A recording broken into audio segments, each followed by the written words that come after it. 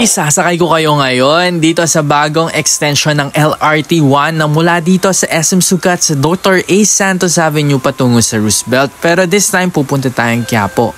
Pero sa video na to, ipapakita ko lang sa inyo ang dadaanan. Ito nga yung pinagdadialysis natin ni Papa. Diyan yung laging view natin sa mga shorts natin at sa mga reels natin dito sa FB. Nandun ako sa building na yon. So ito nga guys, no? Nagpark ako sa SM Sucat sa building B sa likod at mula doon, nagpark ako 40 pesos, then naglakad lang ako onte. Meron siyang dalawang entrance doon sa gilid nga ng building B at sa another gilid pa ng building B ng SM Sucat. Merong lalakarin kayo doon. Onting lakad lang yun guys, kaso pag mainit, wala siyang shade. Mainit yun, so dapat may payong kayo. Pero kagandahan sa pagpunta ko, hindi nga mainit at onting lakad lang. At ito yung mga rates ng mga bagong ruta dito sa LRT1. At pagkatapos, ito nga, ang papakita ko sa inyo, mula nga dito sa Parañaque, dahil mula tayo sa Parañaque, talagang malaking tulong ang bagong stations na ito. At nakaka-amaze na nakikita ko ang view na ito mula dito sa taas ng LRT. Tulad nyo, no, yan yung mga river lang na nadadaanan ko ng gilid-gilid lang ngayon. Nakikita ko na sobrang amazing nga yung view dito. Kaya naman naisipan ko na i-share ko dito sa ating Vlogmas Day 2 ang view ng lugar na ito. Kung mula kayo dito sa South, sa Parañaque, Las Piñas, lagi nyo makikita na simula ngayon ang view na ito. At kakaiba nga siya, no?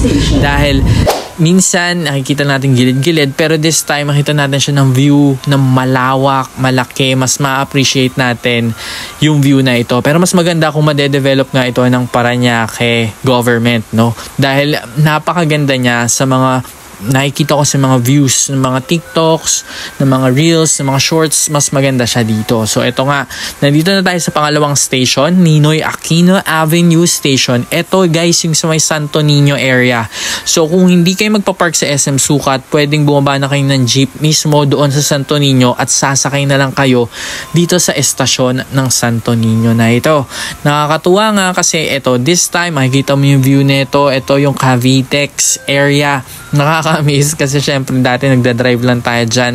By the way guys, hindi nga pala ako sanay masyado ngayon sa LRT. Pero nung noon pa, lagi tayong nag-LRT at ang baba nga natin lagi ng jeep ay sa Baclaran at sobrang hirap. Maglalakad ka pa ng malayo tapos pawis na pawis ka, magpapatuyo ka pa ng pawis doon sa LRT Baclaran Station at nakakatakot pa dahil nga Baclaran maraming mandurukot.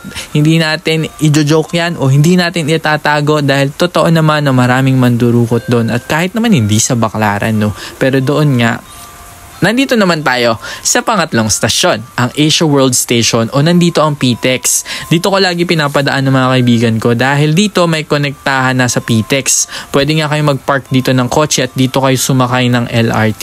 Pwede rin kayo sumakay ng mga bus patungo sa iba't ibang mga probinsya. Pag pupunta kayong Cavite, meron ding bus dito, diretso na. Hindi na kayo mahihirapan kung bababa pa kayong SM Sucat. Rekta na kayo dito at napakadaming sakayan dito. At sabi nila, hindi pa ako nakapasok kasi dito eh. Sabi nila, malamig din daw dito, malawak, maraming kainan, para na siyang mall. Ganyan kaganda daw yung PTEX. And soon, siguro makakasakay na ako dyan pag niyaya nyo akong maglakwatsa. Next station, Mia Road Station. Ito yung katabi ng dating Coastal Mall na wala na ngayon. Totally wala na yung Coastal Mall. So ito yung intersection ng Cavitex, patungong Parañaque, patungong Pasay. Dyan yun guys, nasa gitna siya. So kung malapit kayo dyan, pwede yan. Sa likod niyan banda ay yung Ayala Mall Station. Kaso medyo mahaba-habang lakaran patungo doon sa Ayala Malls. Pero kung trip nyong maglakad, pwede naman yan guys. So ayun nga, nakaka-amaze kasi dumadaan din ako dito pag nagda-drive ako at hindi ko naisip na makikita ko ang view na ito mula dito sa taas at nakaka-amaze nga siya, no. So ayun, dyan ako nagsushortcut. Nakakatuwa naman na dyan ako nagsushortcut. Ay nako, nakakatuwa pag nakikita ko to. So kung meron kayong time guys, subukan nyo na rin itong mga bagong stations na to kasi talagang mapapadali ang buhay natin dito. So yun nga, pupunta ako ngayon ng Quiapo. Ang view ng video natin o ang vlog natin ngayon ay patungo lang po ng Baclaran. Kasi yung mga susunod na, ay nako, pagdating ng Baclaran, At speaking, nandito na tayo sa Redemptorist Asiana Station kung saan bababa kapag magsisimba ka doon sa Redemptorist Church, doon sa Perpetual.